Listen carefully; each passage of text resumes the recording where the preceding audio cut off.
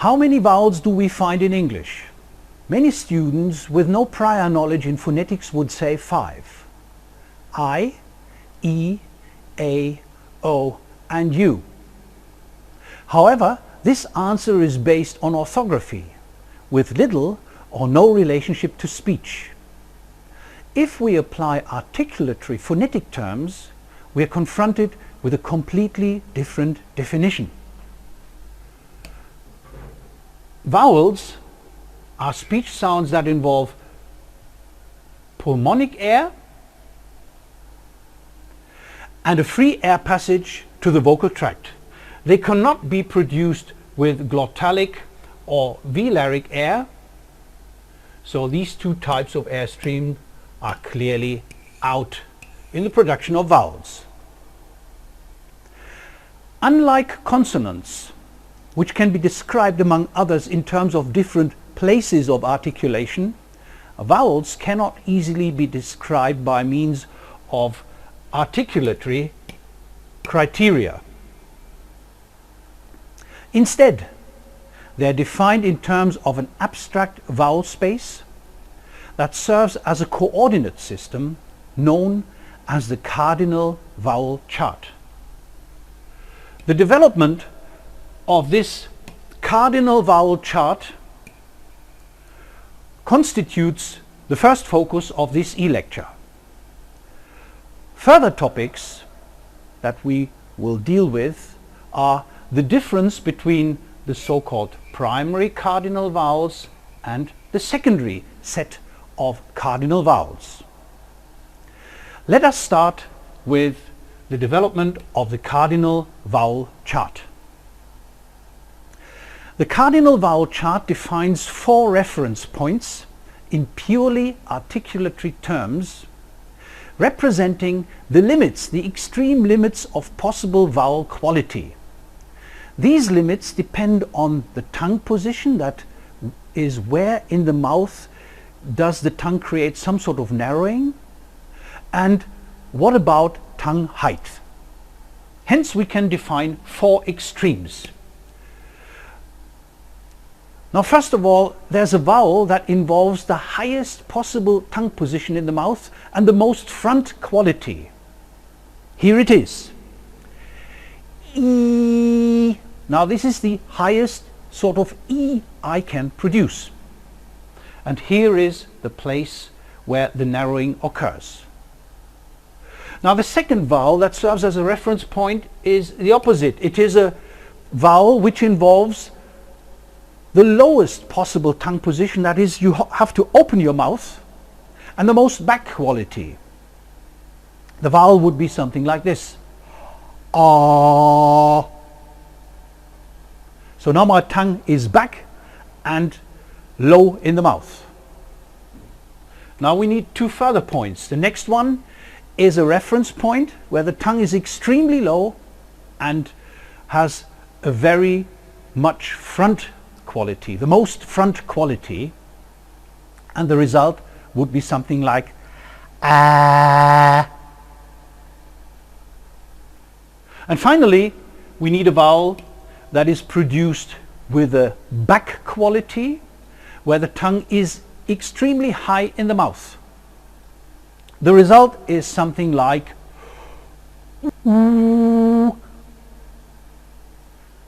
As a result, if we combine these extreme points, we get a quadrilateral. And now in this quadrilateral, if we take it out of the mouth, we have 4 reference points. Here they are: E, A, O and U. In a modified form with clearly defined geometrical proportions,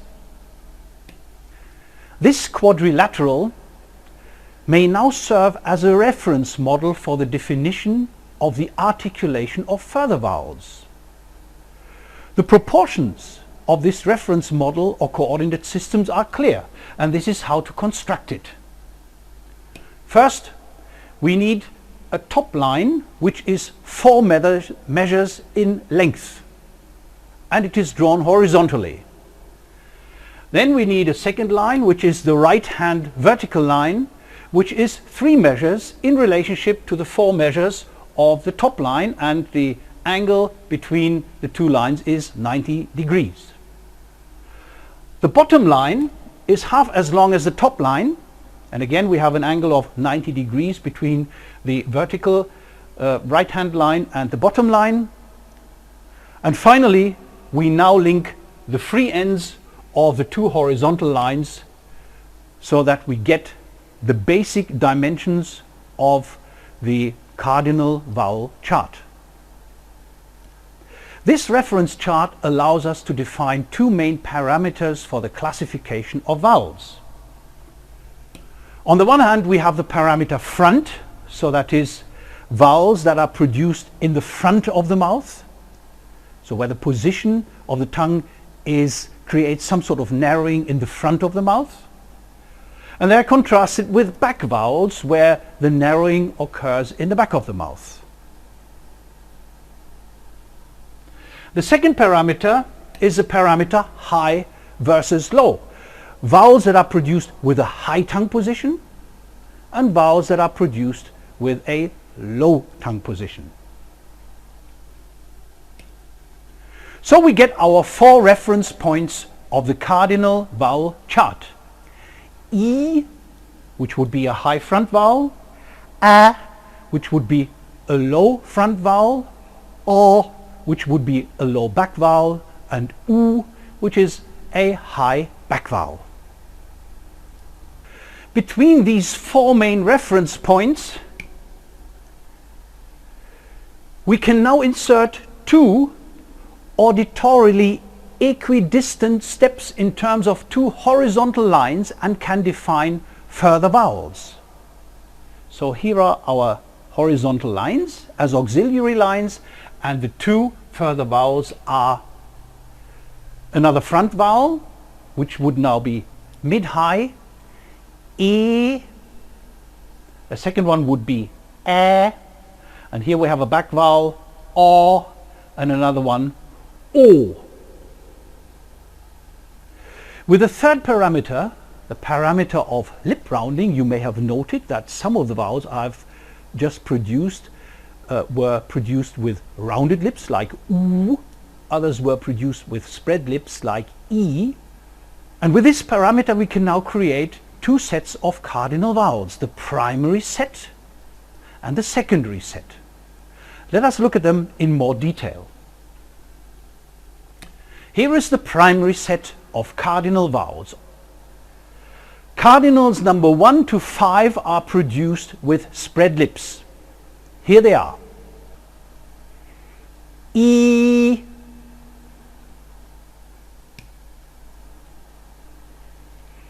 E, A,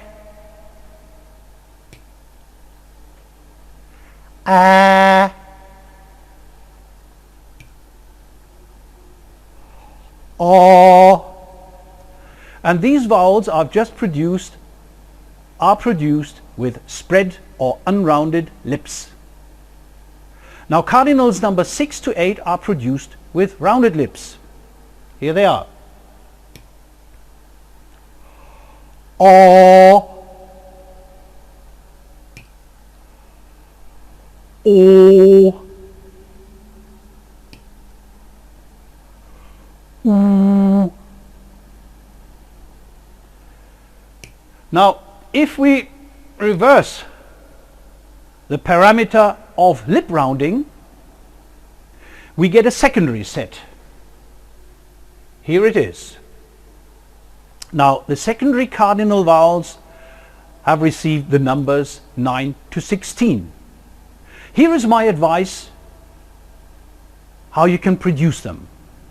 Produce the respective primary cardinal vowel, keep the tongue in exactly the same position, and then change the lip position. Let's do it. So here is cardinal number 9. I first produce cardinal number 1, E, and then I round my lips. E, E. is cardinal number 9, a rounded front vowel. Cardinal number 10 next. Cardinal number 2 is E, so I produce an E first. E. And there you are, cardinal number 10.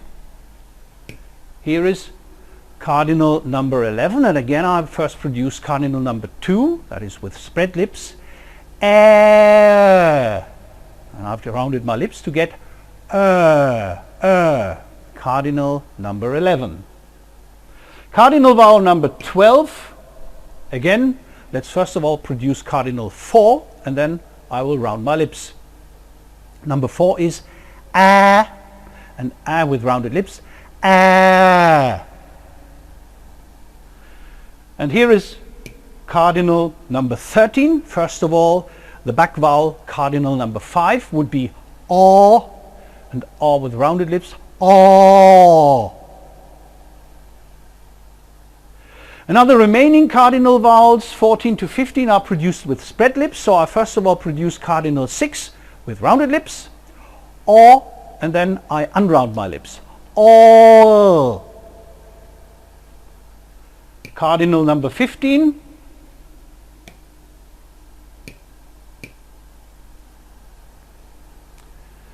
Again, first of all with rounded lips, cardinal number 7.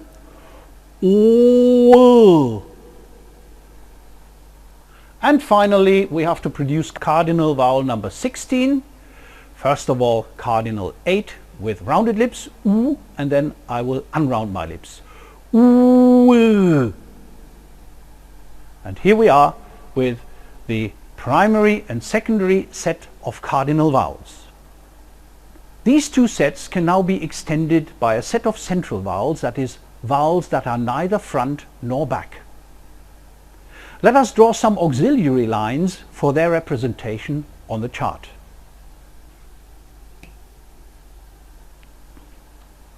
First, we need a central line from the middle of the top line to the middle of the bottom line. This allows us to define a set of central vowels. The central vowels are extremely hard to produce. They involve an articulation between front and back, and the lips are in a neutral position.